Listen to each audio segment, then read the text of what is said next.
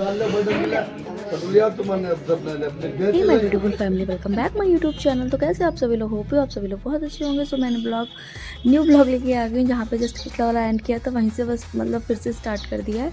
तो आप लोगों ने पिछले वाले ब्लॉग में देखा था कि मंडप के सारे कार्यक्रम स्टार्ट हो गए थे। मतलब मंडप पे दूल्हा और दुल्हन आ चुके थे और हमारे यहाँ पे मतलब जो भावर पड़ेंगी और कन्यादान, पैर पूछना वगैरह जो भी प्रोग्राम 2 से 3 घंटा आई थिंक चलता है मंडप के नीचे, तो वो प्रोग्राम स्टार्ट हो गए थे। तो यहाँ पे चाचा चाची कन्यादान करने लगे थे और पहले भाई मतलब भाई का कुछ रस्म होता तो बड़े वाले भैया हमारे वो रस्म कर रहे थे और उसके बाद यहाँ पे चाचा चाची मतलब कन्यादान मतलब ले रहे थे और उसके बाद पैर पूजना वगैरह ये सारा कुछ चल रहा था। और मैं आप लोगों को बताता हूँ, मैं इस टाइम लेटी हुई थी, मतलब सो रही थी, मतलब कुछ देख रही थी मूवमेंट्स जो भी हो रहे थे सामने, तो मतलब देख भी रही थी, फिर से सो रही थी। थकावट इतनी ज़्यादा हो चुकी थी उसके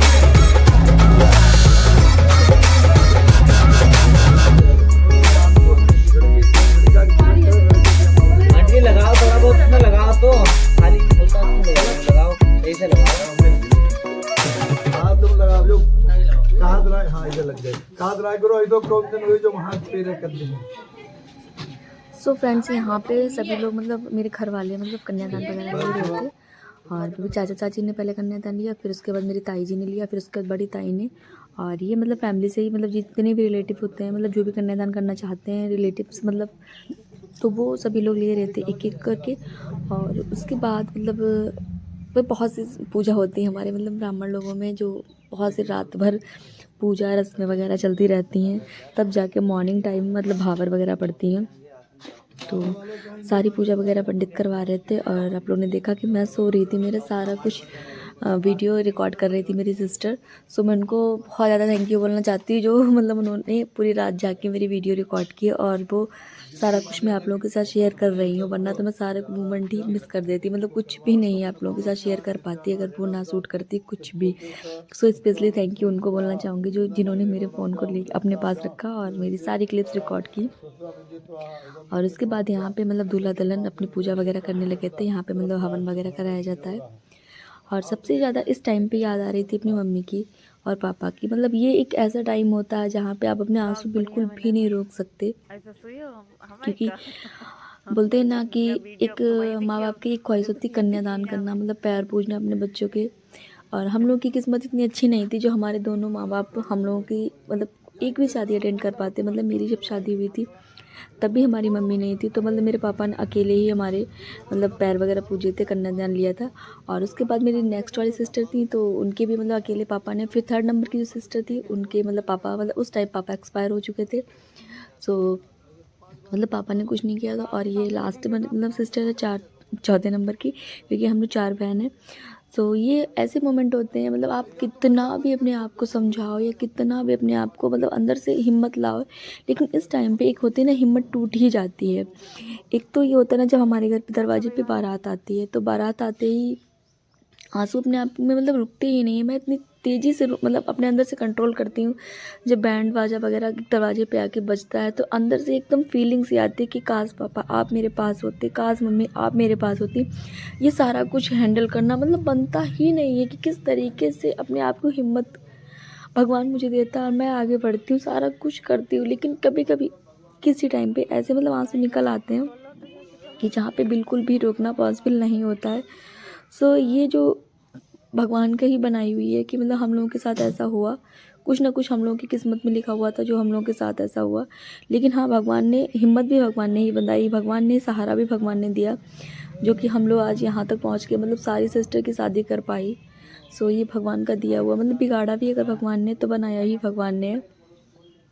सो जो भी मतलब है वो तो है ही, और मतलब बुरा तो लगता ही है इस टाइम पे, क्योंकि इस चीज़ की सबसे ज़्यादा टेंशन थी मुझे कि कब जाके मैं सभी लोगों की शादी कर पाऊँगी, सारी सिस्टर मेरी मतलब शादी हो जाएंगी। बहुत ज़्यादा टेंशन करती है, मतलब दिखाती कभी फेस पे नहीं थी, फेस पे हमेशा एक हंसी सी रहती थी, लेकिन हाँ अंदर से जो फीलिंग थी ना, मतलब मैं आप लोगों को बता नहीं सकती क्या मतलब दर्द था अपने घर को लेके, अपने मायके की फैमिली को लेके। और उसके बाद सारा कुछ भगवान ने अच्छा कर दिया। मतलब ये वाला भी दिन आ गया जिसको मैं बहुत दिनों से वेट कर रही थी, शादी वाला दिन, कि बस कैसे न कैसा करके भगवान मुझे इतनी हिम्मत दे, ये शादी मतलब अच्छे से पूरी हो पाए, सफल हो पाए। और जिस दिन बारात आती है उस दिन इतनी ज़्यादा डिप्रेशन होता है, इतनी ज़्यादा टेंशन होती है कि क्या होगा, कैसे होगा, सारा कुछ मतलब हो जाए। फिर एकदम से इतनी ज़्यादा भीड़ हो जाती है मतलब है हमारे यहाँ पे शादियों में, वो देख के मतलब ये लगता है बस भगवान अच्छा सा सब कुछ कर दे, और भगवान ने करा भी अच्छा है, मतलब बहुत अच्छे से सारा कुछ निपटा।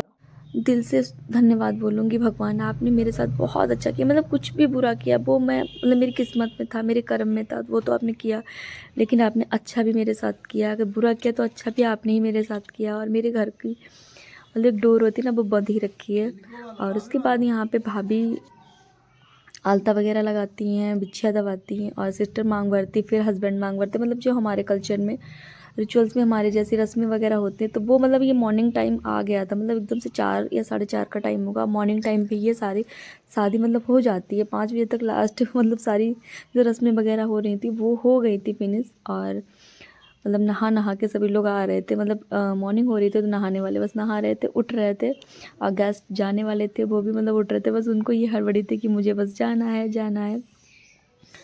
और मतलब मॉर्निंग का एक मतलब ये लग रहा था कि मॉर्निंग में भी बहुत कुछ हैंडल करना है, मतलब विदाई करनी है, उसके बाद जब सारे गेस्ट जाएंगे उनको हैंडल करना है, और सबसे लास्ट में टाइम आएगा घर का फैलावा समेटना। मतलब वो मतलब इतनी ज़्यादा थकावट, और उसके बाद ये सारे काम। तो यहाँ पे मतलब बस थोड़े से प्रोग्राम और रह गए थे। मतलब इस बार फिर लड़की चुनरी की जो साड़ी आती है मतलब वहाँ से लड़की की तरफ से वो पहन के थोड़े से प्रोग्राम और रह जाते हैं लास्ट में, तो वो रह गए हैं थोड़े से। और उसके बाद शादी फाइनली हमारी हो गई है, और दूल्हा दुल्हन को सभी लोगों ने बहुत अच्छे से आशीर्वाद दिया अपना।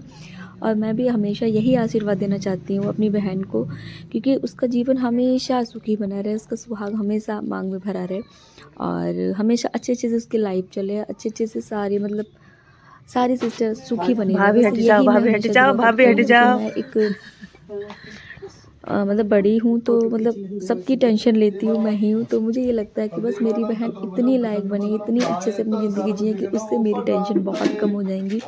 जितनी वो खुश अपनी ज़िंदगी में रहेंगी उतनी ही मैं खुश रह पाऊँगी। वो थोड़ी सी डिप्रेशन में मतलब टेंशन में होंगी, सो मुझे उनसे ज़्यादा टेंशन हो जाती है। मतलब अगर कोई भी कॉल आती है मेरे पास कि दीदी मुझे ये प्रॉब्लम है, तो मैं उनसे ज़्यादा मैं पूरे दिन तो टेंशन में रहती हूँ। मुझे मतलब सोच के पूरा दिन टेंशन रहती है कि मैं मतलब भगवान उसकी ये चीज़ दूर कर दो, ये चीज़ दूर कर दो। तो मुझे ये लगता है कि जैसे भगवान आप इन लोगों को सुखी बनाएंगे तो मैं अपने आप से ही सुखी हो जाऊंगी, अपने आप से ही मैं अच्छे से रह लूँगी। तो इन दोनों का जीवन मतलब आप सुखी से बनाए, अपनी जोड़ी बनाई है तो आप बस इनकी जोड़ी अच्छे से बनाए रखें, बस यही चाहती हूँ भोले बाबा आपसे। प्रतिज्ञा वचनम बरबधु को अपने बाएं बैठने को कहती है, तब बधु कहती है कि और यहाँ पे भाभी मतलब हंसी मजाक का माहौल बना रही थी। मतलब हमारे भाभी हैं तो मतलब जब शादी वगैरह होती है तो भाभी की मजाक करने वाले लगते हैं, शादी होती है और सभी लोग बैठते हैं, तो यहाँ पे भाभी पीछे मजाक कर रही थी। धीरे धीरे से बहुत सारा कैप्चर हो रहा था यहाँ पे, सो आप लोग भी एंजॉय करिएगा हमारी भाभी की मौज मस्ती एंड हमारी शादी का पूरा प्यारा सा ब्लॉग। तीर्थ व्रत उद्यापन तथा यज्ञदान आदि शुभ कर्म करते समय यदि मुझे साथ रखो अर्थात मेरी सलाह से करो तो मैं आपके बाबांग में आऊँ।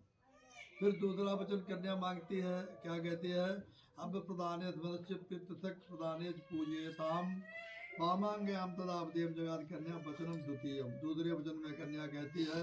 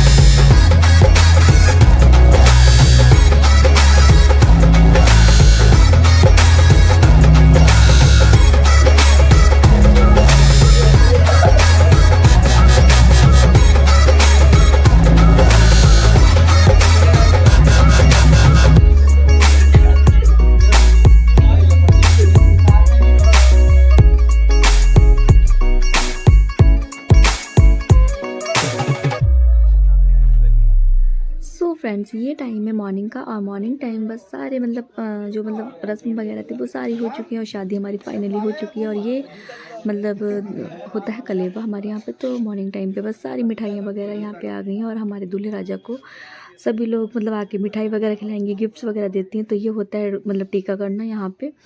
सो कलेवे की रस्म यहाँ पे होने लगी थी और सारी लेडीज़ मतलब गांव में बुलावा लग गया था कलेवा का, तो फिर सारी लेडीज़ भी आने लगी थी धीरे धीरे करके। और ये टाइम था 9-10 बजे का टाइम आई थिंक होगा। और यहाँ पे मतलब कलेवा होने के बाद डायरेक्ट विदाई होगी। सो आप लोग मतलब ब्लॉग एंजॉय करिएगा। और जो विदाई का ब्लॉग आएगा वो वाला मैं इस वाले ब्लॉग में ऐड नहीं करूँगी, क्योंकि ये वाला ब्लॉग बहुत ज़्यादा लंबा हो जाएगा, फिर लंबा हो जाएगा, फिर आप लोगों को एंजॉय करने में मज़ा नहीं आएगा। सो नेक्स्ट और ब्लॉग में आप लोगों को आगे कलेवा और विदाई वगैरह सारा कुछ आप लोगों को आगे वाले ब्लॉग में देखने को मिलेगा। सो ब्लॉग ये वाला पसंद आए तो ब्लॉग को ज़रूर लाइक करिएगा, चैनल पर नया है तो चैनल को ज़रूर सब्सक्राइब कर लीजिएगा। मिलती हूँ नेक्स्ट और ब्लॉग में, तब तक के लिए ये प्यारा सा ब्लॉग हमारा अच्छे से एंजॉय करिएगा। मिलती हूँ नेक्स्ट और ब्लॉग में, तब तक के लिए बाय बाय।